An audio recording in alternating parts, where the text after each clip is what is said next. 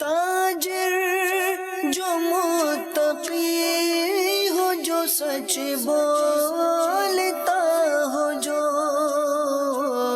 احسان کرے لوگوں پہ، مجھے ایسا بنا دے، احسان کرے لوگوں پہ، مجھے ایسا بنا دے۔ الحمدللہ رب العالمین والصلاة والسلام علی سید المرسلین، اما بعد فاعوذ باللہ من الشیطان الرجیم، بسم اللہ الرحمن الرحیم۔ الصلاة والسلام علیک یا رسول اللہ، الصلاة والسلام علیک یا حبیب اللہ، الصلاة والسلام علیک یا نبی اللہ، وعلی آلک واصحابک یا نور اللہ۔ مدنی چینل کے ناظرین، الحمدللہ عز و جل سلسلہ احکام تجارت کے ساتھ حاضر ہیں۔ رمضان شریف کے ایک مہینے ہمارا سلسلہ نہیں ہو سکا، ایک مہینے کا گویا کہ تعطل آیا، اس کی بھی وجہ مفتی صاحب سے معلوم کرتے ہیں انشاءاللہ آپ کی نمائندگی کرتے ہوئے۔ بہرحال ابھی سلسلہ لے کر حاضر ہیں اور انشاءاللہ حسب معمول تجارت کے، ٹریڈ کے، انڈسٹری کے، مالی لین دین کے حوالے سے، وراثت کے حوالے سے، قرض اور اس طرح کے جتنے بھی معاملات ہیں مالی جس میں رقم کا لین دین ہے، رقم کا تعلق ہے، انویسٹمنٹ کا تعلق ہے، کاروبار کا تعلق ہے، آمدنی کا تعلق ہے، انشاءاللہ اس حوالے سے ہمارا یہ فورم حاضر ہے۔ آپ سوال کر سکتے ہیں۔ مفتی علی اصغر اتاری مدنی مدظر اللہ العالی ہمارے ساتھ ہیں، جو کہ آپ کے سوالات پر رہنمائی فراہم کرتے ہیں، شریعت کا، قرآن و سنت کا جو موقف ہے وہ دیتے ہیں، اور مدنی پھولوں سے بھی نوازتے ہیں، اخلاقی طور پہ بھی کئی بار جو ہے وہ جوابات کے ضمن میں تربیت فرماتے ہیں۔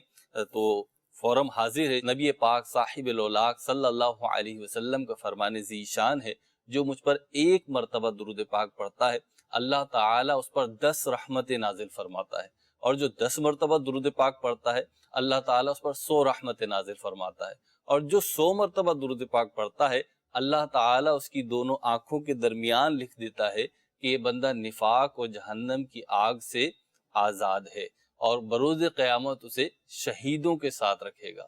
صلو علی الحبیب صلی اللہ تعالی علی محمد صلی اللہ علیہ وسلم۔ مفتی صاحب کی طرف بڑھتے ہیں، آپ کی کالز بھی انشاءاللہ شامل سلسلہ کرتے ہیں، آپ کے سوالات، لیکن پہلے غیر رسمی سوال۔ مفتی صاحب، احکام تجارت رمضان المبارک میں ہوا نہیں، بلکہ باقاعدہ طور پر رمضان میں آپ کا کوئی بھی سلسلہ نہیں تھا، آپ کی مصروفیات جو تھی وہ گویا کہ کم ہو گئی تھی مدنی چینل کے ناظرین کے ذہن کے مطابق، یا جو اسکرین پہ دیکھنے والے ہیں ظاہر سی بات ہے ان کے مطابق ایسا لگ رہا ہے کہ آپ ریلیکس میں آ گئے تھے، تو کیا وجہ تھی اور عید کیسے گزری؟ الحمدللہ رب العالمین والصلاة والسلام علی سید الانبیاء والمرسلین، اما بعد فاعوذ باللہ من الشیطان الرجیم، بسم اللہ الرحمن الرحیم۔ دیکھیے، آزادی جو ہے وہ کبھی کبھی ملتی ہے۔ عام طور پر روٹین میں یہ ہوتا ہے کہ روٹین سے بندہ باہر ہی نہیں آ سکتا، اور زیادہ تر فوکس روٹین کے کاموں پر ہی ہوتا ہے۔ تو رمضان مبارک میں میرا کوئی بھی سلسلہ نہیں تھا جی، تو یوں ان معنی میں ہم نے کافی آزادی انجوائے کی، یعنی زیادہ تر جو مصروفیات تھی وہ دارالفتہ کی تھی۔ جی، دارالفتہ سے گھر اور گھر سے دارالفتہ۔ ایک دن آیا تھا میں مذاکرے میں، تو اس دن جو ہے وہ 3 مذاکرے مزید ڈیو ہو گئے۔ 3 ڈیو کیسے ہو گئے؟ بس وہ بزرگوں مدنی چینل کے شاید بعض ناظرین کو نہیں پتہ، بزرگوں نے کسوٹی تھی، جی تو اس کے اندر آخر میں یہ ہوگا کہ جی جواب دینے سے پہلے مدنی فیس دینی ہوگی، ٹھیک ہے، اور مدنی فیس میں میری سنت نے ارشاد فرمایا کہ 3 مزید مذاکروں میں آنا ہوگا۔ ٹھیک ہے، تو پھر میں 23ویں رات کو، ایک 27ویں رات کو، اور ایک پھر 29ویں کو عصر کے بعد مدنی مذاکرے میں حاضر ہوا۔ ٹھیک 3 کا عدد تو پورا کرنا تھا پھر، ٹھیک، اور بس دارالفتہ سے گھر، اس کے علاوہ کوئی مصروفیت نہیں رہی۔ آزادی کس طرح انجوائے کی کہ بہت ساری چیزیں ایسی ہوتی ہیں جو رکھی ہوتی ہیں کہ یہ پڑھنی ہے، روٹین وائز اتنا ٹائم نہیں مل پاتا کہ ان چیزوں کو پڑھا جائے، کیونکہ ہماری جو زندگی ہے وہ آپریشنل زندگی ہے۔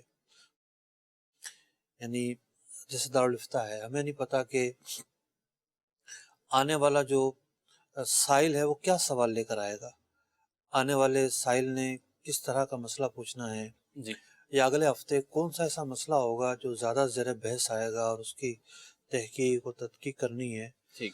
تو یوں عام طور پر فوکس انہی مسائل میں رہتا ہے کہ جو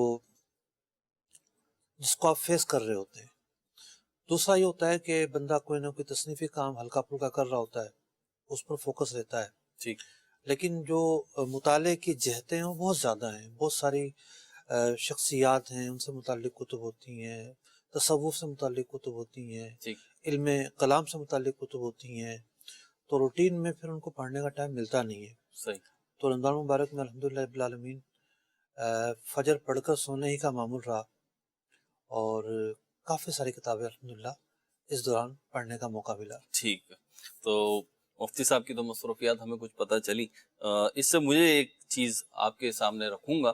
یقیناً بہت سے لوگوں کے لیے کوئی نئی بات نہیں ہے، خود میرے لیے بھی نئی بات نہیں ہے، لیکن بعض مواقع ہوتے ہیں کہ جب وہ دل پہ لگ جاتی ہیں باتیں اور انسان جو ہے غور و فکر کر کے کچھ اپنی اصلاح کی طرف چلا جاتا ہے. مفتی صاحب نے جیسے بیان فرمایا کہ رمضان المبارک کا جدول اپنا بیان کیا، اور اس میں بالخصوص فرمایا کہ بہت ساری کتابیں جو نارمل روٹین میں پڑھنا نہیں ہو پاتی، یعنی یوں کہا جائے مفتی صاحب کا تو اوڑھنا بچھونا جو ہے وہ پڑھنا لکھنا تحقیقی اور تصنیفی کام ہے، اس طرح کی مصروفیات ہیں. لیکن اس کے باوجود بعض موضوعات ہوتے ہیں جس کی طرف عام روٹین میں نہیں مطالعہ ہو پاتا، تحقیق نہیں ہو پاتی. تو گویا کہ جو فراغت کے فرصت کے لمحات تھے اس میں وہ اچیومنٹ آپ نے کر لی. تو ہم بھی اپنی زندگی میں ایسا کر سکتے ہیں. بہت سارے چھٹی کے ایام ہوتے ہیں، بہت سارے لمحات ایسے ہوتے ہیں کہ جب ہم فارغ ہیں، اور حدیث مبارکہ میں بھی آیا کہ انسان جو ہے، لوگ جو ہیں، دو چیزوں سے غافل ہیں. ایک اس میں سے ہے فرصت. تو اپنی فرصت کا ایک مثبت استعمال ہمیں پتہ چل رہا ہے، اور یقین پہلے سے بھی جانتے ہیں، لیکن ذرا غور و فکر کر لیں تو اس میں کوئی پازیٹیو ایکٹیویٹی اور وہ کام جو آپ کے پینڈنگ ہے اور آپ کرنا چاہتے ہیں وہ نمٹا سکتے ہیں. اس سے پہلے سوال کی طرف بڑھوں گا، اور پہلا سوال خود میں چاہوں گا کہ میں کر لوں آج. اور یہ میں نے رمضان المبارک میں سوچا تھا، کسی نے توجہ دلائی تھی، تو پھر میں نے نیت کی تھی کہ جب احکام تجارت ہوگا تو انشاءاللہ یہ سوال کریں گے. اللہ نے چاہا تو مدنی چینل کے ناظرین کے لیے بھی مفید ہوگا، چاہے آپ ملازمت کرتے ہوں یا ملازمین آپ کے پاس ہوں.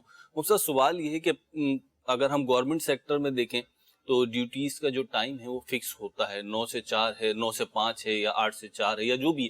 جو بڑے پرائیویٹ ادارے ہوتے ہیں، پرائیویٹ سیکٹر میں چلے جائیں، اور جو فیکٹریز ہوتی ہیں، ملز ہوتی ہیں بڑی، تو پھر ان میں بھی ٹائم فکس ہوتا ہے کہ بھئی اتنے بجے آنا ہے، اتنے بجے جانا ہے، اور اسی حساب سے ان کی پے اور سیلری اسکیل جو ہے وہ طے ہوتا ہے. لیکن جو چھوٹی موٹی ملازمتیں ہوتی ہیں، ایک دکان پہ 2 ورکر کام کر رہے ہیں، 4 ورکر کام کر رہے ہیں، چھوٹی سی فیکٹری بنی ہوئی ہے، تو وہاں پہ بالعموم آنے کا تو ٹائم ہوتا ہے، جانے کا کوئی ٹائم فکس نہیں ہوتا. اور اگر زبانی طور پہ فکس بھی ہو جائے، جاب کرتے ہوئے جو بندہ رکھ رہا ہے وہ فکس کر لے، یا جو جاب کے لیے آ رہا ہے وہ فکس کروا لے کہ ٹھیک ہے جی میں 9 بجے آ جاؤں گا یا 10 بجے آ جاؤں گا، تو پھر چھٹی کتنے بجے ہوگی؟ تو اس وقت کہہ دیا جاتا ہے جی 6 بجے چھٹی ہو جائے گی، 7 بجے آپ کی چھٹی ہو جائے گی. لیکن پریکٹیکلی ہوتا یہ ہے کہ پھر ان کو دیر تک روکتے ہیں، یعنی جب تک وہ دکان یا وہ فیکٹری چل رہی ہے، کام ہو رہا ہے، ورکنگ جاری ہے، تو اب اسے کام کرنا پڑے گا. اچھا، کہتے اس میں یہ ہے کہ جناب ہم نے کوئی زبردستی تھوڑی کی ہے، وہ تو انڈرسٹینڈنگ سے رک جاتے ہیں. لیکن ایک معاشرے کا المیہ یہ ہے کہ جابز جو ہیں وہ ہیں نہیں، اس کے ذرائع کم ہیں، جاب کرنے والے افراد زیادہ ہیں، طلب زیادہ ہے اور رسد کم ہے جابز کے حوالے سے بھی. تو اب انہیں خطرہ ہوتا ہے کہ اگر ہم نہیں مانیں گے نا بات، تو اپنے سیٹ یا جو بھی ہمارے کو رکھنے والا ہے اس کی نظروں میں ہم کھٹک جائیں گے، اور پھر ظاہر سی بات ہے وہ موقع محل دیکھ کے جو ہے ہمیں فراغت کا سبب بن جائے گا ہماری. تو اب وہ بیچارے چاروں ناچار کر رہے ہوتے ہیں. اس کے بارے میں دونوں طرفین کو ہو جائے. دیکھیے، جو آپ نے سوال کیا ہے اس کا ایک پہلو تو یہ ہے کہ ہم کسی خرابی کی نشاندہی کریں. ٹھیک ہے. اور ہم نے خرابیوں کی نشاندہی کی بھی ہے. جی. دوسرا پہلو یہ ہے کہ ہم اس طرف جائیں کہ یہ خرابی دور ہو جائے. خرابی تو ہے، جب آپ نے 6 بجے چھوڑنا نہیں ہے تو 6 بجے کا معاہدہ کیوں کیا اس سے؟ جی. ٹھیک ہے، پہلی بات یہ ہے. دوسری بات یہ ہے کہ جب آپ کو پتہ ہے کہ جی 9 بجے سے پہلے ملازم جاتا ہی نہیں ہے، جی. یا ملازم کو پتہ ہے کہ میں 9 بجے سے پہلے جا ہی نہیں سکتا، ٹھیک ہے. تو یہ دونوں 6 کے بجائے 9 پر کمپرومائز کر لیں. ٹھیک ہے. کہ بھئی آپ کی ڈیوٹی جو ہے وہ صبح 11 بجے سے 9 بجے تک ہے. ٹھیک ہے. کیوں کہتے ہیں 6 بجے تک ہے؟ یعنی اس سے دوسرے کا جو حق تلف ہونے کا معاملہ ہے وہ بھی نہ رہے گا، ٹھیک. وہ بھی دل کے اندر کڑتا رہے گا کہ دیکھو مجھے 6 بجے کا بولا ہوا ہے، 9 بجے تک روکا ہوا ہے، تنخواہ اتنی کی اتنی ہے، تنخواہ بھی نہیں بڑھانی۔ جی تو جب پتہ ہے کہ جناب 9 بجے ہی فراغت ہوتی ہے تو اسی تنخواہ میں 9 بجے تک کا معاہدہ کر لیں۔ تو ایسا کرنے سے ذہنی طور پر دونوں ریلیکس ہو جائیں گے اور کوئی گناہ گار بھی نہیں ہوگا۔ ٹھیک۔ اب اگر ملازم اعتراض کرتا ہے کہ نہیں جی میں 9 بجے تک کیوں رکوں، اس کو اعتراض کرنے کا حق تو حاصل ہے، 100% حاصل ہے، نو ڈاؤٹ۔ اور وہ نہیں رکتا تو بھی ٹھیک ہے، اس کے بعد آپشن ہے نوکری چھوڑ دے۔ مفتی یہ تو شرعی حکم ہو گیا تھا جی بالکل درست ہے، آپ نے شرعی جو حکم تھا وہ بیان کر دیا، دونوں اعتبار سے بیان کر دیا، اور اس کا جو ایک ممکنہ طور پر حل تھا وہ بھی آپ نے دے دیا، اور ایک جو اختتامی حل تھا وہ بھی آپ نے دے دیا۔ لیکن ایک اخلاقی طور پر کوئی نصیحت اور کوئی مدنی پھول جو رکھ رہے ہیں ملازمین کو، جو کام کروا رہے ہیں، اصل میں معاشرے میں ایک چیز یہ بھی محسوس کی، یہ میرے محسوسات ہیں، ہو سکتا ہے غلط ہوں، کہ جو ملازمت پہ رکھتے ہیں نا مفتی صاحب، وہ گویا کہ ملازم کو جو تنخواہ، میں چھوٹے اداروں کی بات کر رہا ہوں، وہ گویا کہ اس پہ احسان کر رہا ہوتا ہے کہ ہم نے تمہیں رکھ لیا ہے، اب جو تنخواہ دے رہے ہیں، بعض اوقات تو تنخواہیں جو ہیں وہ قانونی طور پر بھی غیر قانونی ہوتی ہیں، یعنی جو قانونی تنخواہ طے ہے اس سے بہت کم ہوتی ہے پرائیویٹ سیکٹر میں، یہ چھوٹی موٹی جو ملازمت ہوتی ہیں، اب وہ اس کا استحصال کر رہے ہوتے ہیں، تو کیا ان کو سوچنا چاہیے خوف خدا، خوف آخرت کے اعتبار سے اگر بات کریں تو؟ دیکھیں ڈیفرنٹ صورتحال ہے۔ جی پتہ چلا کہ کاروبار خود ہی نہیں چل رہا جی اور وہ ملازمین کو کا بوجھ اٹھا ہی نہیں سکتا، تو وہاں ہم کیسے کہیں گے کہ جناب آپ زیادہ تنخواہ دیں؟ صحیح، وہاں تو اس کے پاس کیپیسٹی نہیں ہے، ٹھیک ہے، اتار چڑھاؤ ہوتا ہے۔ پھر مارکیٹ کی ایک پریکٹس یہ ہوتی ہے کہ آج ایک کاروبار ایسا ہے جس کی مطلب کہ گڈی چڑھی ہوئی ہے، ٹھیک ہے، بڑا اس کا بڑی ڈیمانڈ ہے، ٹھیک ہے، پھر لوگوں کا رواج بدل جاتا ہے، یا نئی چیز مارکیٹ میں آ جاتی ہے، یا لوگ کسی اور طرف متوجہ ہو جاتے ہیں، ٹھیک، وہ ایک کاروبار جو چمکتا دمکتا تھا وہ ایک دم پھیکا پڑ جاتا ہے۔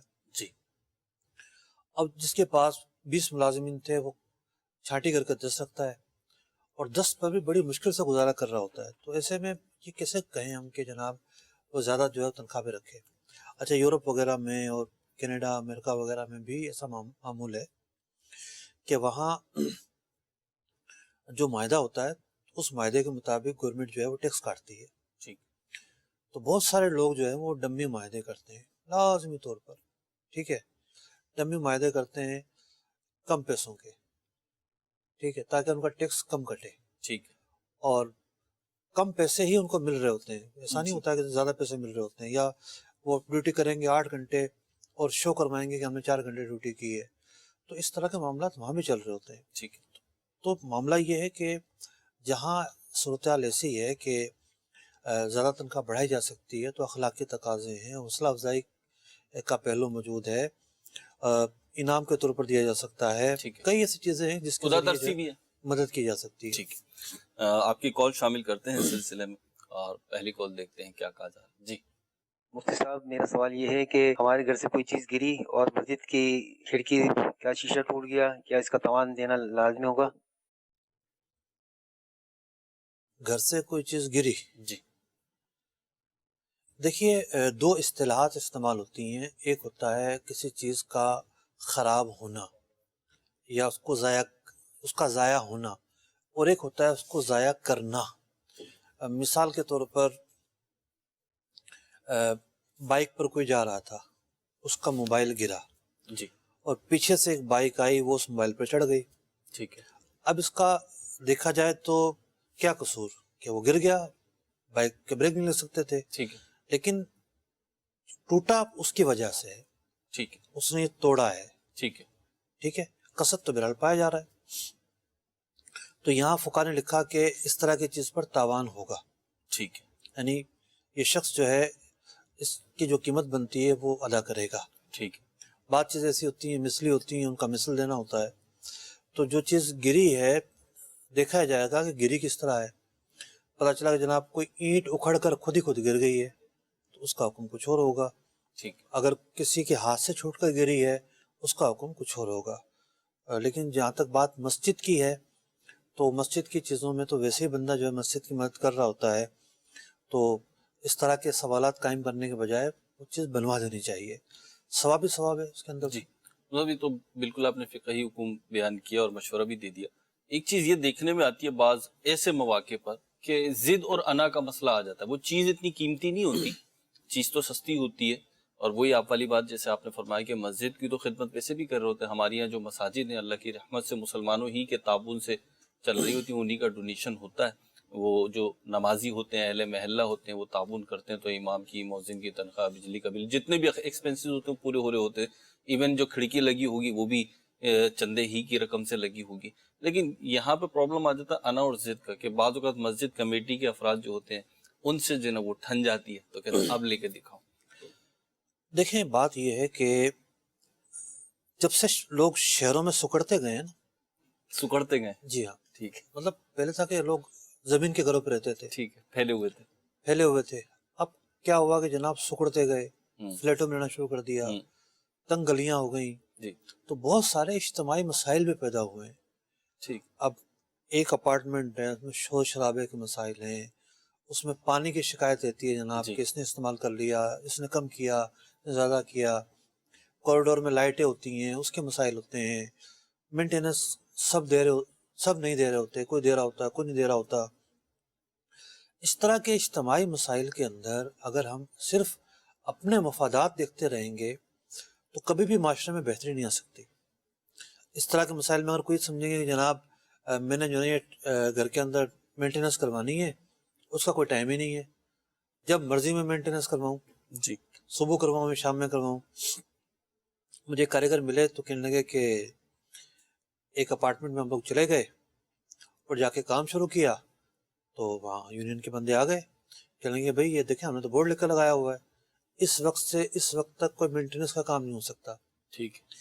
جہاں بہت ہی مہذب اور سمجھدار لوگ رہتے ہیں وہاں اس طرح کا اہتمام کرتے ہیں ٹھیک ہے. کہ بھئی اس وقت سے اس وقت تک یہ کام نہیں ہو سکتے. ٹھیک ہے, عرف کے مطابق جو عادت ہے, مطلب جو بھی ان کا انہوں طے رات شدہ کا ہو. منع کیا ہوگا یا صبح کی ٹائمنگ کا منع جی. کیا ہوگا.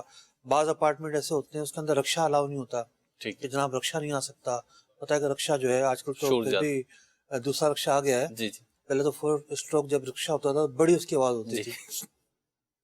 تو کہنے کا مقصد یہ ہے کہ بہت سارے اجتماعی مسائل ہوتے ہیں. ٹھیک. ہم صرف اپنا فائدہ سوچتے رہیں گے, ہم یہ سوچیں گے جی ہمارے بچے ہیں نہیں کھیلیں گے تو کہاں کھیلیں گے. جی تو بھائی آپ کے بچے جب کھیلیں گے تو اس کا مطلب یہ تو نہیں ہے کہ وہ گیند لے کے گاڑیوں کے شیشوں پہ پھینکیں گے, ٹھیک. وہ فٹ بال کی کک لگائیں گے اور لوگوں کی گاڑیوں کو نقصان پہنچے گا, یا وہ بغیر کسی وقت کا لحاظ کیے شوری کرتے رہیں گے.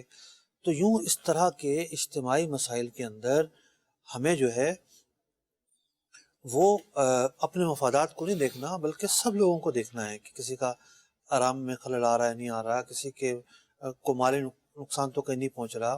اسی طریقے سے مسجد کا معاملہ ہے, مسجد ہو یا کوئی اور ہو, کہیں بھی کوئی نقصان ہوا ہو, اصل میں ہوتا یہ ہے کہ بعض اوقات انا کی بات ہوتی ہے, بعض اوقات سمجھانے کی بات ہوتی ہے. جی کہ اگر ہم معاملات کو آسان طریقے سے ڈیل کرنا سیکھیں نا, جی. ایک لفظ ہے معاملہ فہمی. ٹھیک ہے. معاملات تو بہت سارے ہو جاتے ہیں, غلطیاں ہو جاتی ہیں, نہ چاہتے ہوئے ہو جاتی ہیں.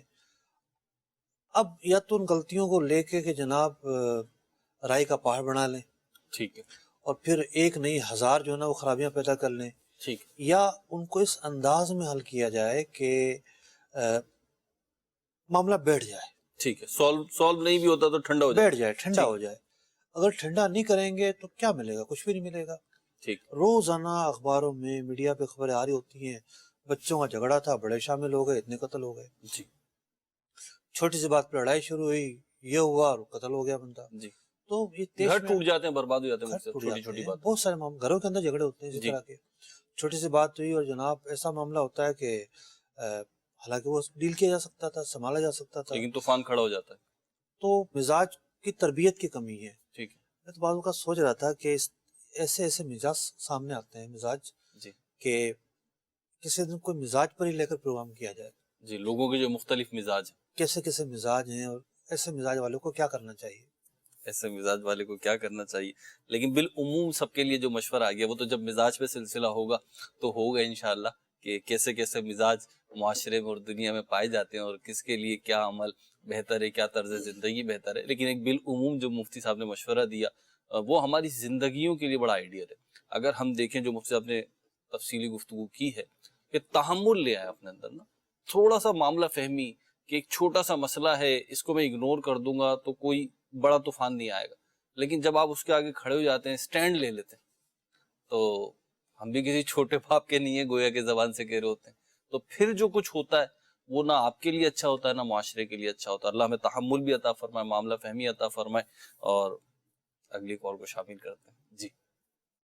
مفتی صاحب میں ظفر اقبال بول رہا ہوں لاہور سے۔ میرا سوال یہ ہے کہ 25,000 والے اور 40,000 والے پرائز کیوں منع ہے؟ ان کی شرعی حیثیت کیا ہے؟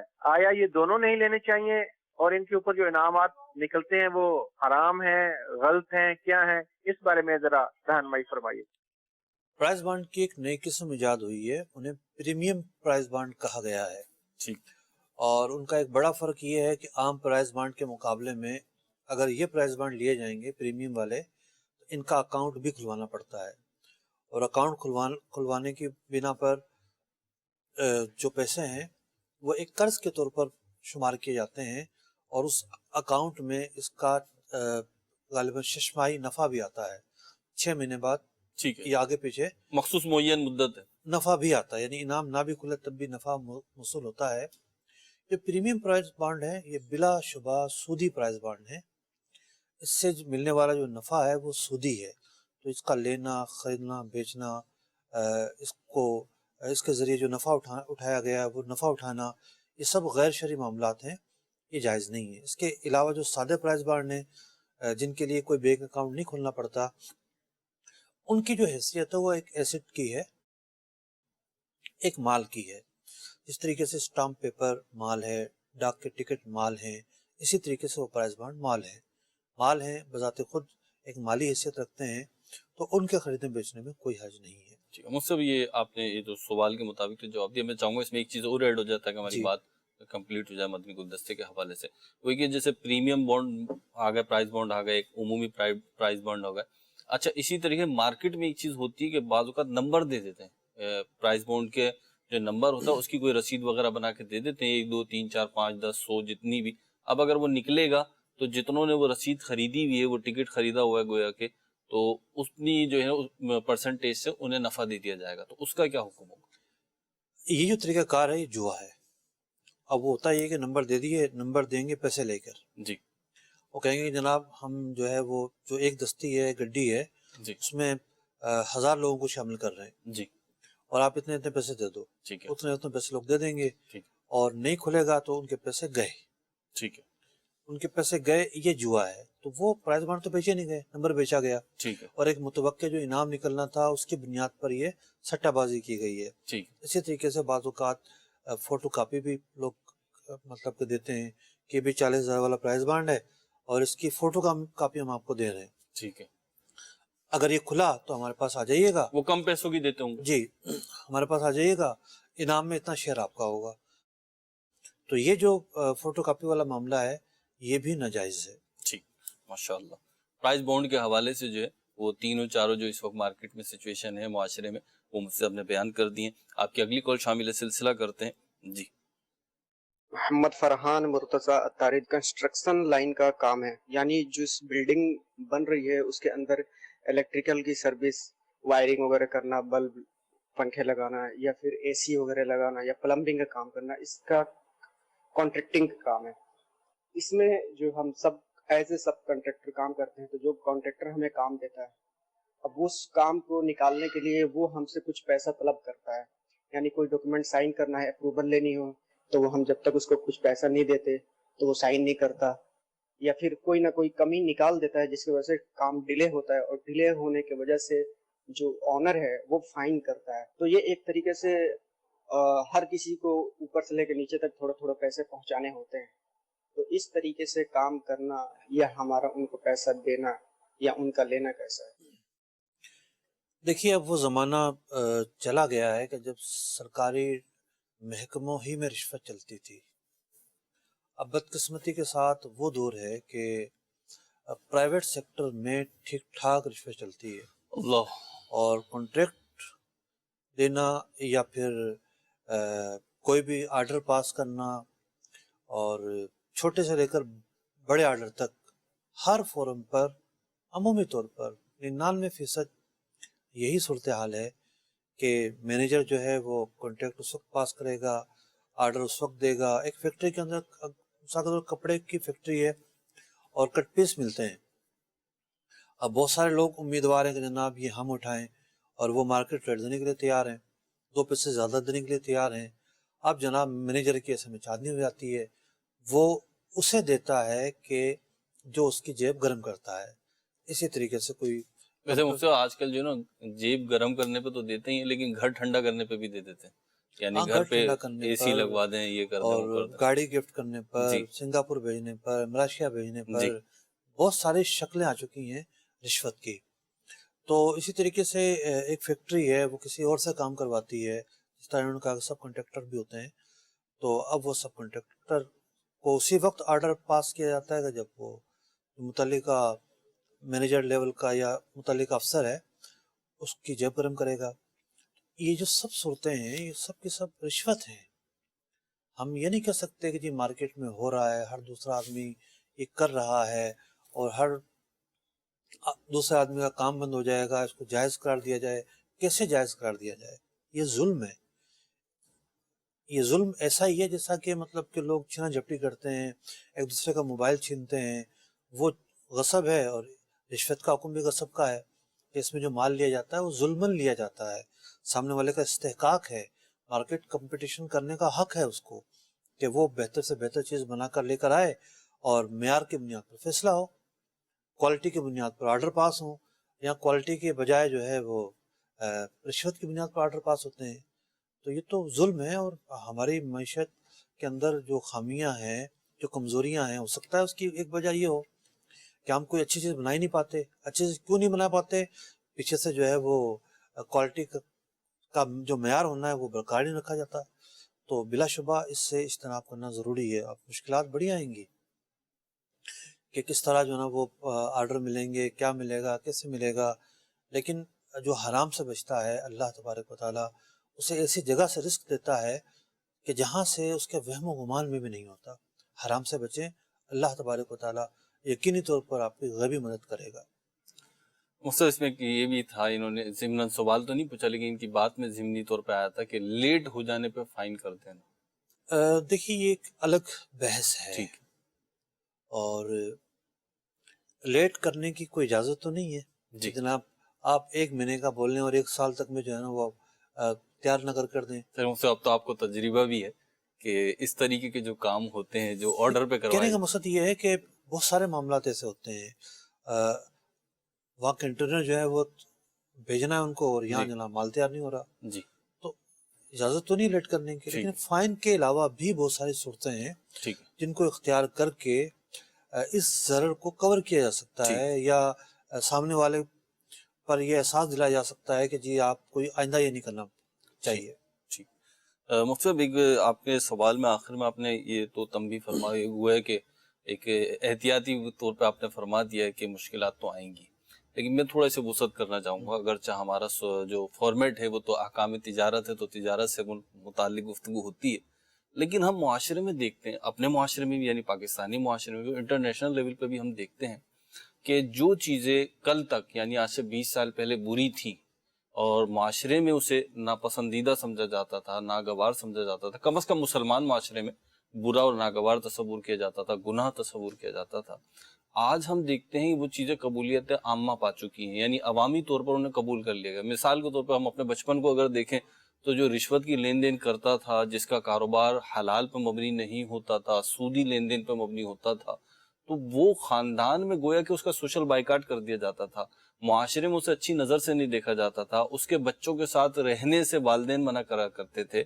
لیکن آج ہم بشمول یہ یعنی آمدنی کے ذرائع کے ساتھ ساتھ دیگر معاملات میں بھی اگر ہم دیکھیں تو وہ چیزیں قبولیت پاتی جا رہی ہیں کہ آج جو ہے وہ ساری چیزیں جو ہو رہی ہیں اور جناب اچھے اچھے نظر آنے والے بظاہر جو لوگ ہیں وہ اس میں انوالو ہیں اور ان کے ماتھے پہ بل تک نہیں ہے. اور وائٹ کالر جرائم ہے کہ وہ لوگ کر رہے ہیں جو بظاہر مہذب سمجھے جاتے ہیں. دیکھیے اس کی ایک بڑی وجہ ہے دنیا کی ہوس. یعنی ہم دنیا کی تیزی میں جب شامل ہو گئے ہیں اور ہمیں چمکتی گاڑیاں اچھی لگتی ہیں، اونچے اونچے جو ہے وہ مکانات اچھے لگتے ہیں، وسیع مکانات اچھے لگتے ہیں، تو ٹھیک ہے، حلال کی آمدنی سے ہو تو اچھی بات ہے، ٹھیک ہے، محنت سے ہو تو اچھی بات ہے. دوسرے پر ظلم کر کے، دوسرے کا حق مار کر، بدعنوانی کر کے، خیانت کر کے یہ سب کام کیے جائیں گے تو پھر کیسے اس کی گنجائش ہو سکتی ہے؟ ٹھیک. اگلی کال شامل سلسلہ کرتے ہیں. جی عرب شریف سے عرض کر رہا ہوں. مفتی صاحب سے کام تجارت سلسلے میں سوال عرضی کرنا ہے کہ ہم جب کہیں جگہ جاب کے لیے جاتے ہیں تو ہمارا جو اجارہ ہوتا ہے وہ عام روٹین میں وقت پر ہوتا ہے کہ آپ نے یہاں پہ جو ہے 8 گھنٹے یا 12 گھنٹے ڈیوٹی کرنی ہے. تو ابھی عرض یہ کرنا ہے کہ دوران ڈیوٹی کیا ہم موبائل استعمال کر سکتے ہیں، جبکہ موبائل استعمال کرنے کی وجہ سے ہمارے کام کے اندر بھی کوئی فرق نہیں آتا. اس کا جواب ارشاد فرما دیں. جزاک اللہ خیر. السلام علیکم ورحمۃ اللہ وبرکاتہ. وعلیکم السلام ورحمۃ اللہ وبرکاتہ. لیکن جس کے یہاں آپ ڈیوٹی کرتے ہیں یہ سوال تو اس سے پوچھیں آپ. وہ آپ کو اجازت دیتا ہے تو آپ کر لیں، نہیں دیتا تو آپ کو نہیں کرنا چاہیے. ڈیوٹی ایک طرح کی نہیں ہوتی ہے، ڈیوٹی کی مختلف نوعیتیں، مختلف قسمیں ہوتی ہیں. اب مثال کے طور پر ایک آدمی ڈرائیور ہے اور اس کو ٹوٹل ڈیوٹی ٹائم میں گاڑی چلانی ہے، تو کون اس کو اجازت دے گا کہ تم موبائل استعمال کرو؟ ایک آدمی سیکورٹی گارڈ ہے، کون اس کو اجازت دے گا کہ تم موبائل استعمال کرو؟ کچھ ایسی ڈیوٹی کی نوعیتیں ہوں گی یقینی طور پر کہ مالک جو ہے وہ اجازت دے دے گا. تو جو مالک ہے یا افسران بالا ہیں ان کی اجازت ہی اصل جو ہے وہ مجاز اجازت کہلائے گی. مفتی صاحب اس میں کہتے ہیں بعض لوگ کہ جیسے آپ نے فرمایا کہ مالک بتائے گا، جس نے اسے ملازم رکھا ہے، اجیر رکھا ہے، جو اس کو رقم دے رہا ہے وہ بتائے گا، وہ طے کرے گا. اگر وہ اجازت دیتا تو ٹھیک ہے، نہیں دیتا تو نہیں. لیکن یہاں پہ جو اجیر ہوتا ہے، جو ملازم ہوتا ہے، وہ یہ سوچ رہا تھا اس کا تو دماغی خراب ہے، یہ تو کبھی خوشی نہیں ہوگا، تو اس نے تو اجازت دینی ہی نہیں ہے، اور مجھے پتا ہے کام میں کوئی حرج نہیں آئے گا، تو اپنے دل کو یوں منا لیتے ہیں. تو اب اس کی اجازت کی ضرورت کیا ہے جب کام میں حرج نہیں آ رہا؟ وہ یوں سوچ رہے ہوتے ہیں. دیکھیے ڈیوٹی کا مطلب ہے تسلیم نفس کرنا. ٹھیک ہے، آپ اپنے آپ کو جب سپرد کر دیتے ہیں اس کے بعد آپ معاوضے کے مستحق ہوتے ہیں. ٹھیک ہے، پورا دن آپ کو کوئی کام سپرد نہیں کیا گیا لیکن آپ نے اپنے آپ کو سپرد کر دیا، ٹھیک ہے، میں حاضر ہوں. میں حاضر ہوں. آپ موجود ہو گئے، کام آیا ہی نہیں، کام اس نے دیا ہی نہیں، تب بھی آپ معاوضے کے مستحق ہیں. ٹھیک تو جب آپ نے اس ٹائمنگ میں تسلیم نفس کر دیا ہے، ٹھیک ہے، اپنے آپ کو سپرد کر دیا اپنی ہے، خدمات بھیج دی ہیں تو گویا کہ. کہتے ہیں کہ نوکر کی تو نکرا کی، جی تو پھر نکرا تو نہیں بنتا نا. ٹھیک ہے جی. تو بہرحال مفتی صاحب نے جیسے فرمایا ہے آپ کو اپنے آنر سے پوچھنا ہوگا اور وہ جیسا حکم دے ویسا کرنا ہوگا. اگلی کال دیجیے. محمد عمیر اتاری جشن شریف سے. میرا مفتی صاحب کی بارگاہ میں سوال یہ ہے کہ زمین کو حصے پر دینا کیا یہ جائز ہے یا نہیں، اور گندم کا جب آٹا پسواتے ہیں تو اس میں سے کٹوتی کروانا کیا یہ جائز ہے یا نہیں، اس کا جواب عنایت فرما دیں. ٹھیک ہے جی. زمین کو حصے پر دینے کی صورتیں ہیں، فقہائے کرام نے تفصیل کے ساتھ بیان کی ہیں، شرائط ہیں اس کی. ان شرائط کی پابندی کی جائے تو جائز ہے، ان شرائط کی پابندی نہ کی جائے تو پھر معاملہ ناجائز کی طرف چلا جاتا ہے. تو جو بھی ظاہر بات ہے، ایک موٹا سا اصول ہے شریعت مطہرہ کا کہ جو شخص جس شعبے سے متعلق ہے، جیسا کام کرتا ہے یا جیسے ماحول میں ہے، اس کے متعلق علم سیکھنا اس پر فرض ہے. تو جو بٹائی کا کام کرتا ہے تو بٹائی کا جو چیپٹر ہے اس کے ضروری مسائل آنا اس کے لیے ضروری ہے. تو یہ مسائل کتابوں میں تفصیل کے ساتھ لکھے ہوئے ہیں، بہار شریعت میں بھی لکھے ہوئے ہیں. دوسری بات یہ ہے کہ گندم کے آٹے کی کٹائی، مطلب کہ آٹے میں پسائی دینا، آٹا پسنے کی اجرت بنتی ہے. ہونا ہی چاہیے کہ اجرت جو ہے وہ رقم میں ادا کی جائے، لیکن یا رقم ضروری نہیں ہے، لیکن خارجی کسی چیز سے بھی ادائیگی ہو سکتی ہے. مثال کے طور پر کھجوروں کا ٹکڑا لے آئے کہ جناب پہلے سے طے ہو گئے جی یہ کھجوریں اتنی دی جائیں گی، یا آج کل آم کا سیزن تو ایک پیٹی آم دی جائے گی، جائز ہے. ٹھیک.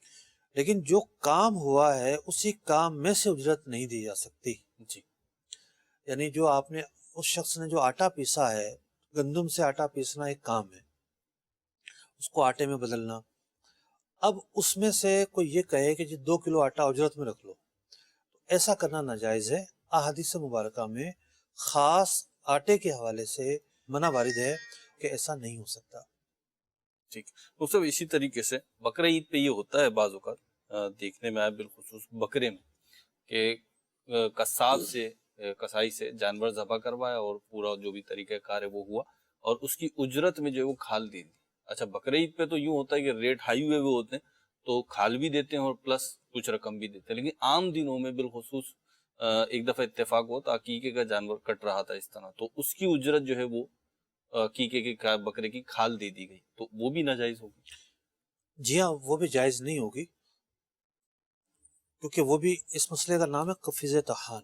ٹھیک, یعنی جب بھی یہ صورت پائی جائے گی تو ہم یہ کہیں گے کہ جی یہ قفیز تحان کی صورت ہے. ٹھیک, تو وہاں بھی یہی معاملہ ہے کہ جو اس نے کام کیا ملازم نے یا جی ایک شخص نے, وہ کام کیا بکرا بنانے کا, ٹھیک ہے, اور اسی کے اجزاء اس کو دیے جا رہے ہیں, جی وہ نہیں دی جا سکتی, عقیقے میں بھی نہیں دی جا سکتی. اس کا ایک طریقہ ہو سکتا ہے, مثال کے طور پر وہ 1000 روپے مانگ رہا ہے, ٹھیک ہے, تو اسے پوچھا ہے بھائی کھال اگر یہ الگ سے لوگے تو کتنے کی لوگے, ٹھیک ہے, تو وہ کہے گا کہ جی میں 200 کی لوں گا. ٹھیک ہے, تو اس کو یہ کہا جائے کہ 1000 روپے کیش دیں گے, 1000 روپے کیش دیں گے, 200 روپے کی کھال آپ ہم سے لے لو, یوں خرید لیجیے گا آپ 200 روپے کی کھال. ٹھیک ہے, وہ بھی مشروط نہ کی جائے, آپ بھی اجرت الگ رکھو کھال الگ رکھو. ٹھیک ہے, یعنی 1000 روپے اجرت ہوئی تو 1000 روپے تو اسے دیں گے, اور ہاں. کھال جو ہے وہ پھر الگ سے بیچ دیں اسے, الگ سے پھر وہ رقم ہم خود استعمال کر سکتے جی ہیں. ہاں.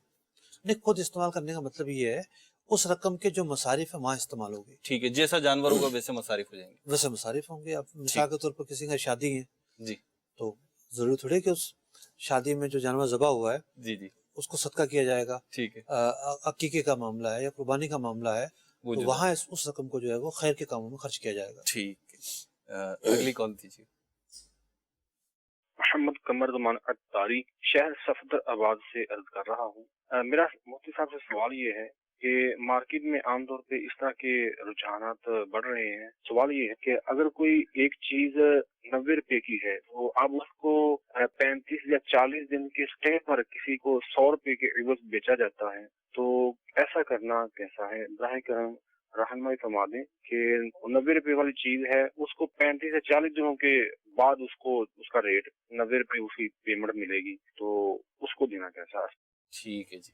دیکھیے, ادھار میں دینا اسی کو کہتے ہیں کہ آپ نے مال بیچ دیا ہے, اس کی جو قیمت آپ کو بعد میں ملے گی. لیکن اب اصل سوال آپ کا یہ ہے کہ چلو ادھار تو ہوتی ہے, جب سے دنیا بنی ہے خرید و فروخت ہوتی رہی ہے, اور خرید و فروخت کے اندر ادھار نہ ہوا ہو, یہ کیسے ہو سکتا ہے؟ ٹھیک ہے, ہو ہی رہا ہے ادھار, تو ہو ہی رہا ہے. لیکن جو سوال آپ کا ہے وہ یہ ہے کہ جناب اس ادھار کی صورت میں قیمت زیادہ طے ہوئی ہے. جی بھائی قیمت کب طے ہوئی ہے؟ سودا کرتے وقت طے ہوئی ہے. جی بالکل جب ایسے ہی. سودا ہو رہا تھا تو کس چیز کی قیمت زیادہ طے ہوئی؟ مال کی قیمت. جی تو بیچنے والے کی مرضی ہے اپنا مال کم پیسوں میں بیچے یا زیادہ پیسوں میں بیچے. ٹھیک ہے, تو ایک شخص نے کسی بھی وجہ سے مال جو ہے وہ زیادہ پیسوں میں بیچا ہے تو اس کو اس بات کا حق ہے کہ اگر وہ نقد خریداری ہوتی ہے سستا بیچتا ہے, اور ادھار خریداری ہوتی ہے مہنگا بیچتا ہے, تو اس میں کوئی قباحت نہیں ہے. ہاں یہ ہے کہ کوئی آپشنز وغیرہ نہ ہو کہ جناب 2 مہینے بعد ادائیگی ہوگی تو اتنے دینے پڑیں گے, اور 6 مہینے بعد ہوگی تو اتنے دینے پڑیں گے. ایسے کوئی آپشنز وغیرہ نہیں ہونے چاہیے. ٹھیک ہے جی. اگلی کال دیجیے. سوال میرا یہ ہے کہ میں کاروباری آدمی ہوں, اور میں کاروبار کے لیے لوگوں سے 10 لاکھ 5 لاکھ روپیہ لیتا ہوں, اور ان کے اوپر ان کو یہ بات کرتا ہوں کہ میں آپ کو اس کے اوپر 2% یا 3% پرافٹ دوں گا, اور تاریخ لکھ کے دیتا ہوں. اگر مجھے کاروبار میں منافع ہو یا نقصان ہو, لیکن آپ کو یہ منافع برقرار رہے گا, آپ کو ادا کروں گا. کیا یہ رقم میں لوگوں سے لینا جائز ہے یا ناجائز ہے؟ اللہ, آپ کاروبار کہہ رہے ہیں کہ کاروباری آدمی ہے. ٹھیک ہے, جواب تو مفتی صاحب دیں گے.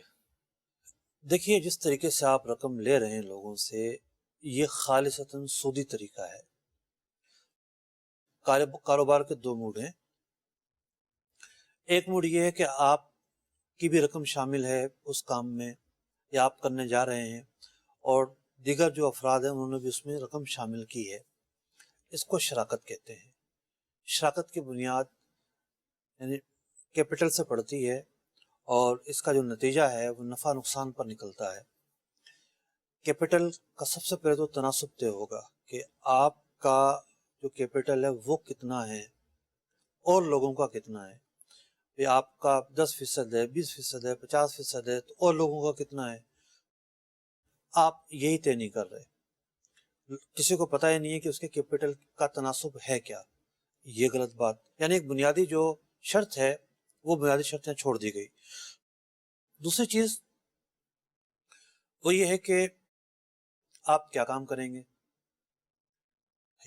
رقم جمع کر کے کوئی شراب کا کام شروع کر دے، اس کی اجازت تھوڑی دی جائے گی. تو جو کام آپ کر رہے ہیں اس کام کی نوعیت واضح ہو کہ بھی کس قسم کا کام ہوگا. تیسری بات یہ ہے کہ اس کام کا حساب کتاب رکھا جائے گا، ایک ایک روپے کا حساب کتاب رکھا جائے گا کہ جناب اتنے پیسے جو ایکسپنس میں لگے ہیں، وہ یوٹیلیٹی بلز ہوں، وہ ملازمین کی سیلریز ہوں، وہ ٹرانسپورٹیشن کے اخراجات ہوں، ایکسپنس کو الگ کر لیجئے. پھر جناب کتنا ریسیویبل ہے، کتنا پیبل ہے، مال کتنا پڑا ہوا ہے، باقاعدہ بک مینٹین ہوگی، حساب کتاب مینٹین ہوں گے. عام طور پر اس طرح سے جو پیسے لیتا ہے وہ بادشاہ ہوتا ہے. کوئی بک نہیں بنائی ہوتی، کوئی حساب کتاب نہیں کر رہے ہوتے کہ اس نے تو 2% دینے جناب، کیا مطلب کہ رفڑ میں پڑھنا ہے اور کیا جناب اس مشقت کو اٹھانا ہے کہ ہم کوئی بک بنائیں. یہ مزید ایک بڑی غلطی ہے کہ کوئی حساب کتاب ہی نہیں ہو رہا. ایک اور جو غلطی پیش آتی ہے وہ یہ آتی ہے کہ جناب جب کلوزنگ ہوگی تو صورتحال واضح ہوگی کہ کام کے اندر کتنا پیسہ لگا ہے، کتنا نہیں لگا، اور نتیجہ کیا نکل رہا ہے، کاروبار نقصان میں جا رہا ہے، نفع میں جا رہا ہے. تو اس کے حساب سے ہی وہ نفع تقسیم ہوگا.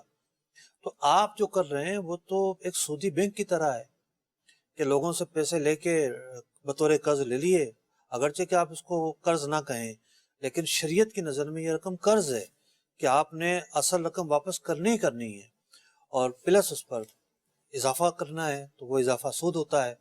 کاروبار کے اندر تو ایسا نہیں ہوتا، کاروبار کے اندر تو کیپٹل تک ڈوب جایا کرتی ہے.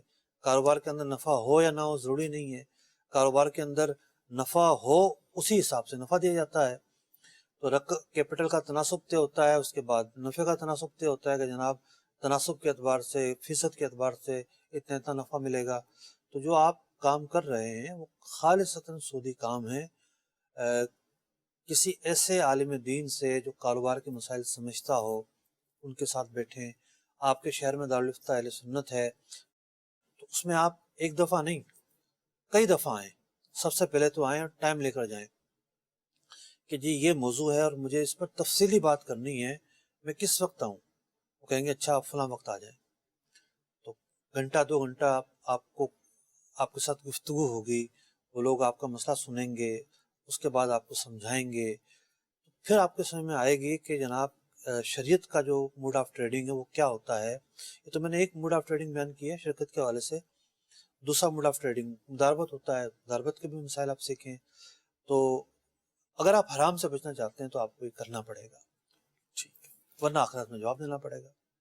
ٹھیک، مفتی آپ نے جواب ارشاد فرمایا. اپنی عادت بنائے کہ جب دارالفتہ اہل سنت کی ویب سائٹ بھی لانچ ہو چکی ہے جی اور دارالفتہ اہل سنت یہی اس کی ویب سائٹ کا ایڈریس ہے، darulفتahahلسنت.net.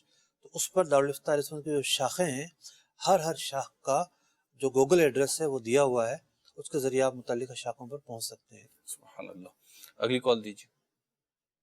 محمد حسن رضا اتاری سردار آباد کی سرداری کابینہ سے عرض کر رہا ہوں. سلسلہ احکام تجارت ماشاء اللہ عز و جل بہت اچھا ہے. اللہ عز و جل مفتی علی اصغر اتاری اور مہروز اتاری کو شاد و آباد رکھے. مفتی صاحب کی بارگاہ میں سوال عرض ہے کہ لوگ یوٹیوب کی ارننگ کو حرام ماننے کے لیے تیار نہیں ہیں. جب ان کو بتایا جاتا ہے کہ یوٹیوب کی ارننگ حرام ہے اور آپ کی ویڈیو دکھائی جاتی ہے تو وہ کہتے ہیں کہ یوٹیوب کی ارننگ حرام نہیں ہے. اس میں جو ہے وہ یہ کہتے ہیں کہ یوٹیوب پہ جو ہے وہ جو غلط ایڈ ہوتے ہیں جس میں بے پردہ عورت اور میوزک وغیرہ ہوتا ہے، جو ہے وہ کمپنی کا جو ہے اس کو پروموٹ کرنا نہیں ہوتا، بلکہ اس میں جو پروڈکٹ دکھائی جاتی ہے اس کو پروموٹ کرنا ہوتا ہے. اور اس میں یہ بھی مثال دیتے ہیں کہ اگر کوئی دکاندار کوئی شیمپو کو اگر سیل کرتا ہے اور اس پہ عورت کی تصویر بنی ہو تو اس کا مقصد جو ہے وہ شیمپو کو سیل کرنا ہوتا ہے، نہ کہ عورت کی تصویر کو سیل کرنا. تو اس وجہ سے جو ہے وہ یوٹیوب کی ارننگ جو ہے وہ جائز ہے.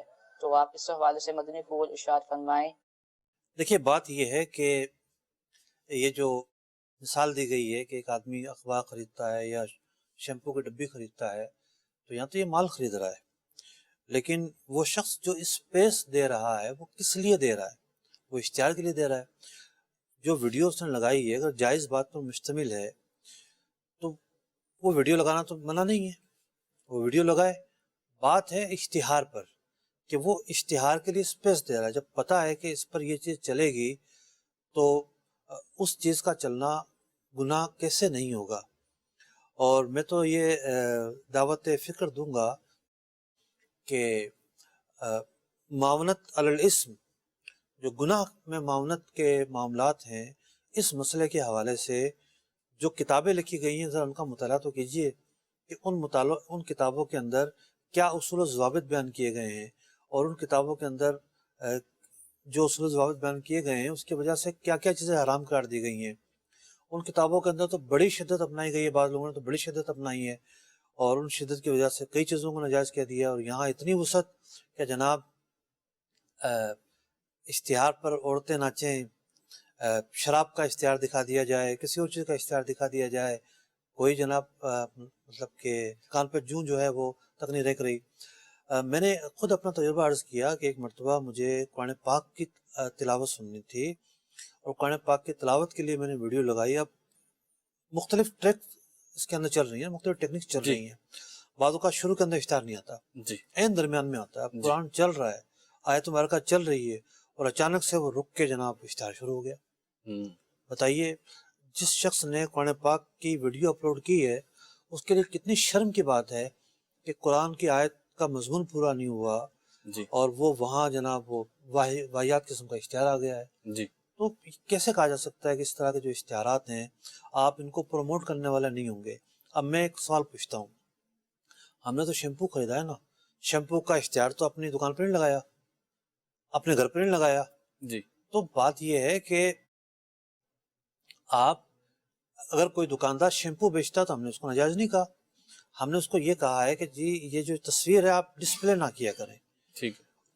اگر وہ شخص پورا اشتہار لگا دے اپنے دکان پر، اتنی بڑی تصویر ہو عورت کی، کون عالم دین ایسا جو اس کو جائز کہے گا؟ کوئی بھی جائز نہیں کہے گا. تو پروڈکٹ کے اوپر تصویر ہونا اور چیز ہے، اور دکاندار کا اس تصویر کو ڈسپلے کرنا، پورا پنا فلیکس کا لگا دے کسی بے پردہ عورت کا، اس کو کون جائز کہے گا؟ تو یہ کچھ لوگ ایسے ہوتے ہیں جنہیں علم نہیں ہوتا، وہ صرف بولنا جانتے ہیں، خطابت کرنا جانتے ہیں، وہ اس طرح کی عجیب و غریب جو ہے وہ منطقیں لے کر لوگوں کو بہلا پھسلا رہے ہوتے ہیں. اور میں نے بیان کر دیا ہے کہ ذرا وہ کتابیں تو پڑھیے کہ جن کتابوں کے اندر معاونت علی الاسم کی بحث کی گئی ہے، اس میں کیا اصول و ضوابط بیان کیے گئے ہیں، پھر بات کیجیے گا. اسے ایک سوال میں بھی یہاں پہ کرنا چاہوں گا اور تھوڑا جرنلائز کر کے کرنا چاہوں گا کہ ان کا تو سوال صرف یوٹیوب پہ اشتہارات سے متعلق تھا، لیکن ایک سوچ انہوں نے معاشرے کی جو ہے ہمارے سامنے رکھی ہے کہ وہ ماننے پہ تیار نہیں ہے، اور گویا کہ وہ مفتیان کرام یا علماء کرام کی طرف سے نہیں. یہ اصل میں جو سائل ہے نا، انہوں نے بڑا نپا سوال کیا ہے.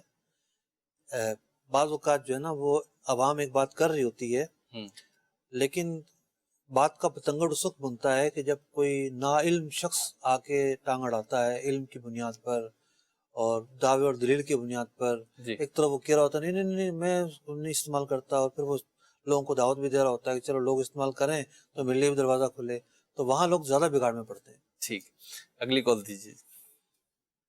ابھی سلسلہ احکام تجارت چل رہا ہے. مفتی صاحب نے ایک مسئلہ جو بیان فرمایا ہے اس آٹے کے تعلق سے، اس میں گھیوں پیسنے والا جب چکی پہ جاتا ہے، چکی والے اور گھیوں والے دونوں میں بات طے ہوتی ہے کہ میں 10 کلو گھیوں پیس کر دوں گا اور 10 کلو میں سے 1 کلو آٹا میں بھاڑا لوں گا. اب دونوں کی رضامندی سے کیا یہ سودا کر سکتے ہیں، آٹا اس کے بدلے میں دے سکتے ہیں جبکہ دونوں رضامند ہوں، آٹے والا بھی اور چکی والا بھی؟ اس تعلق سے رہنمائی فرما دیجیے. یعنی جو آٹے کا مسئلہ آپ نے بیان فرمایا ہے تو یہ کہہ رہے ہیں راضی تو دونوں ہو گئے نا، جو کام کروا رہا ہے وہ بھی راضی ہے اور جو کام کر رہا ہے وہ بھی راضی ہے. تو جب دونوں راضی ہیں تو دھوکہ تو پایا نہیں جا رہا، گویا کہ کوئی بددیانتی نہیں پائی جا رہی ظاہری اعتبار سے. دیکھیے ایک مسلمان پابند ہے شریعت کے بتائے گئے اصول و ضوابط کا. نبی اکرم علیہ السلام نے اس طرح کے کام سے منع فرمایا ہے، اور آپ صلی اللہ علیہ وسلم کے جو نہیں ہے خاص آٹے سے متعلق ہے. چکی طحان چکی کو کہتے ہیں، ٹھیک ہے نا، تو اسی آٹے کے متعلق ہے. تو نبی اکرم علیہ السلام کی احادیث ہمیں پڑھنی چاہیے. پیارے آقا علیہ السلام نے بہت ساری باتوں سے متعلق ہمیں منع فرمایا ہے. ٹھیک، یعنی پورے چیپٹر ہیں احادیث کے اندر کہ ممنوع بیو، کون سی ایسے لین دین ہیں، کون سے ایسے لین دین کے معاملات ہیں جو نہیں کر سکتے. بظاہر تو ہمیں کوئی جناب خرابی معلوم نہیں ہو رہی ہوتی. ہم سردار آباد گئے تھے تو وہاں لوگوں نے ہمیں کیا بتایا تھا کہ باہر جو ہے وہ پھیری والا آتا ہے اور 3 ڈبے والا جس طرح ہوتا ہے، جی جی اور وہ باقاعدہ آ کے آوازیں دیتا ہے کہ جی بال والا آ گیا، جی بال والا آ گیا. جی جی گھروں کی عورتیں جو ہیں اسے بال بیچ رہی ہوتی ہیں، بال بک رہے ہوتے ہیں. یہ ایک پروڈکٹ بن چکی ہے. ہم تو جی سمجھتے تھے کہ پتہ نہیں مردوں کے بال نکالتے ہیں. جی تو وہاں جا کے انکشاف ہوا کہ بعض شہروں کے اندر باقاعدہ اس طرح خرید و فروخت ہو رہی ہے، کھلے عام خرید و فروخت. کھلے عام ہو رہی ہے. اب دونوں راضی ہیں جناب، لیکن شریعت مطہرہ کیا کہتی ہے؟ شریعت مطہرہ یہ کہتی ہے کہ انسانی جسم جو ہے اس کی تقریم ہے، اس کی ایک عظمت ہے. اس کے جسم کا کوئی بھی عضو خرید و فروخت نہیں ہو سکتا، وہ بیچا نہیں جا سکتا. یہ انسانی تقریم کے خلاف ہے. تو ناجائز ایسی خرید و فروخت، ایسی خرید و فروخت سرے سے منعقد ہی نہیں ہوتی. یعنی کہ جائز نہیں ایسی خرید و فروخت، تقوی میں نہیں اس کے اندر، ناجائز ہے. تو اب بات یہ ہے کہ صرف یہ نہیں دیکھنا ہر جگہ کہ دونوں راضی ہیں، جی بلکہ ہم نے یہ دیکھنا ہے کہ کسی چیز کے متعلق اگر احادیث طیبہ میں منع وارد ہوئی ہے، نہیں آئی ہے، روکا گیا ہے، اس سے باز رہنا ہے. ٹھیک ہے، اگلی کال شامل سلسلہ کرتے ہیں اور دیکھتے ہیں کیا سوال کیا جا رہا ہے. جی سر میرا سوال یہ ہے کہ میرا ابھی اپنا ایک کاروبار ہے میڈیکل اسٹور کا. تو سر میں نے جو ہے کام کرا ہوا ہے، کس نے انویسٹمنٹ لی ہے، یعنی کہ میرا اپنا ماشاءاللہ کام چلتا ہوا کام ہے. یعنی انہوں نے بولا تھا کہ میرے پاس یار یہ امانت ہے، آپ یہ لگا لو اور اس کا جو بھی پروفٹ ہو مجھے دے دینا. تو لیکن یہ ہے کہ اب ہمارا بھی میڈیکل کا کام ہے، تو اس میں نہ کوئی بھی ہمارے پہ نہ لکھت پڑھت ہوتی نہ کچھ ہوتی. تو اللہ نہ کرے مجھے کوئی نقصان بھی نہیں ہے، اللہ کا لگ رہا ہے. میں تو اپنا ویسے بھی چلتا ہوا، یعنی کہ مجھے ویسے بھی 40-50 ہزار 60 ہزار پروفٹ ہوتا ہی ہے. تو میں نے جو اپنے حساب سے یعنی کہ 10,000 12,000 8,000 اپنے حساب سے میں ان کو پروفٹ دے دیتا ہوں. سود میں تو شامل نہیں ہوگا؟ لیکن سود میں تو شامل ہے. وجہ یہ ہے کہ جب آپ اکیلے ہیں تو بادشاہ ہیں، اپنی دکان کو جیسے چاہیں چلائیں، کم مال رکھیں، زیادہ مال رکھیں، سستا بیچیں، مہنگا بیچیں، آپ بادشاہ ہیں. مہینے میں حساب کریں، سال میں کریں، نہ کریں، کوئی ٹینشن کوئی نہیں. ٹینشن نہیں ہے. ٹھیک ہے زکوٰۃ کے لیے کرنا پڑے گا بہرحال، ٹھیک ہے کیونکہ جب تک کلوزنگ نہیں کریں گے جی پتہ کیسے چلے گا کتنا مال ہے، زکوٰۃ ٹھیک کیسے ادا ہوگی. لیکن کسی دوسرے کے ساتھ آپ جواب دہ نہیں ہیں. ٹھیک جب آپ نے کسی دوسرے کو پارٹنر بنا لیا ہے تو اب سب سے پہلے تو شرعی تقاضے آ جاتے ہیں کہ آپ دونوں کا کیپٹل واضح ہو کتنا ہے، اور پوری تفصیل جو میں نے کچھ دیر پہلے بھی بیان کی. جب آپ نے پارٹنر بنایا ہے تو وہ سارے تقاضے پورے کرنے پڑیں گے. پھر ایک دنیاوی طور پر بھی ایک تقاضا ہے کہ جناب دوسرے شخص کا یہ حق ہے کہ آپ اس کے سامنے بک رکھیں کہ آپ کر کیا رہے ہیں، آپ کی دکان میں ہو کیا رہا ہے. آپ کہتے ہیں جی میری پرائیویسی چلی جائے گی، تو بھائی پرائیویسی چلی جائے گی تو پارٹنر کیوں بنایا ہے؟ پارٹنر کا تو یہ رائٹ ہے کہ اس کو پتا ہو کہ مال کتنے کا آتا ہے، کتنے کا بکتا ہے، دکان کے اندر کتنے فیصد نفع ہوتا ہے، کتنا ایکسپنس ہوتا ہے، کتنا نہیں ہوتا. پتہ چلا کہ جناب جو دکان پر کھڑا ہوا ہے وہ روزانہ 1,000-2,000 روپے اپنے جیب میں رکھ لے جاتا ہے کہ یہ تو میرے گھر کا خرچ ہے. حالانکہ وہ گھر کا خرچ کہاں سے آ جائے گا؟ اس کو یہ چیز ڈرائنگ میں لکھنی پڑے گی، اخراجات میں لکھنی پڑے گی، یا ایک قرض کے طور پر وہ لے جا سکتا ہے. تو یوں ایک شخص تنہا جب ہوتا ہے تو ایک آزادی ہوتی ہے. جب پارٹنرشپ کا ماحول ہو جاتا ہے، پارٹنرشپ ہو جاتی ہے، تو پھر آپ مقید ہو جاتے ہیں، آپ کو تقاضے پورے کرنے پڑتے ہیں شریعت کے. جبھی وہ آمدنی ہے جو ہے وہ حلال ہوتی ہے اور حق تلفی سے بھی آپ بچتے ہیں. اس سے بھی یہ انویسٹمنٹ کرنے والے یا جن کے پاس انویسٹمنٹ کی جا رہی ہوتی ہے، کیونکہ ایسے سوالات بکثرت آتے ہیں ہمارے سلسلے میں، تو دیکھا یہ حساب کتاب سے بڑا بچنا چاہ رہے ہوتے ہیں. اچھا بعض کاروبار میں سمجھ میں بھی آ رہا ہوتا ہے کہ بہت ایزی نہیں ہے سوالات حساب کتاب رکھنا ہے. کیا مشکل ہے حساب کتاب؟ مال جب بھی آتا ہے تو یہ مفت میں تو نہیں لیتے نا، خریدتے ہی ہیں، مال خریدتے ہیں نا، جی اس کا بل بھی بنتا ہوگا. بالکل بنتا ہے. اتنی دوائیاں لی ہیں، اتنی مطلب کہ سیرپ آئے ہیں، اتنی ٹیبلٹس آئی ہیں، یہ آرڈر بھی دیتے ہیں نا، اتنی فلاں فلاں کمپنی کی چیزیں چاہیے. تو جب وہ ساری چیزیں موجود ہیں، ٹھیک ہے، مہینے کے اندر اس کا ٹوٹل کر لیں کہ جناب اتنی چیزیں آئی ہیں اور اتنے پیسے ہم نے دے دیے یا دینے ہیں. ٹھیک ہے. اور جو روزانہ کی مطلب کہ خرید و فروخت ہو رہی ہے اس کا حساب لگا لیں. ٹھیک ہے ڈیلی بنیادوں پہ لگا لیں کہ بھی آج اتنی سیل ہوئی، کل اتنی ہوئی، پرسوں اتنی ہوئی، ٹھیک ہے مہینے کے اندر کلوزنگ کر لیں اس کی، 2 مہینے میں کر لیں، 3 مہینے میں کر لیں، ٹھیک کیا مشکل ہے؟ ٹھیک نیت کی بات ہے کہ ایک کام کیا نہیں ہوتا، بندہ سوچ رہا ہوتا جناب کیوں کریں، اتنا آسان ہے جس کی کوئی انتہا نہیں ہے۔ ہاتھی خرید لیتے ہیں، رسی باندھنے میں جو دشواری ہو رہی ہوتی ہے، بہرحال یہ کرنا ہوگا۔ مصعب ویسے میڈیکل کا کام ہے، ایک مشورہ میں دینا چاہ رہا ہوں رسی کیوں خریدیں، کنجوسی ہے نا، جی 2 پیسے جائیں گے، مسئلہ یہ ہے۔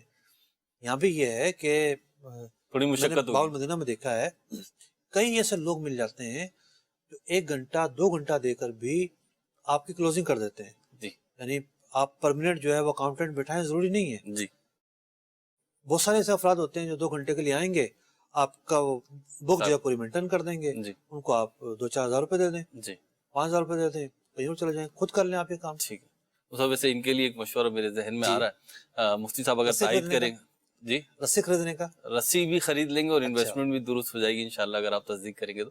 میڈیکل کا جو کام، اس میں آئٹم بہت سارے ہوتے ہیں، اور جیسے انہوں نے تذکرہ کیا ہے کہ کام تو چل رہا ہے لیکن انہوں نے انویسٹمنٹ کی ہے تو اس کا مطلب گنجائش ہے۔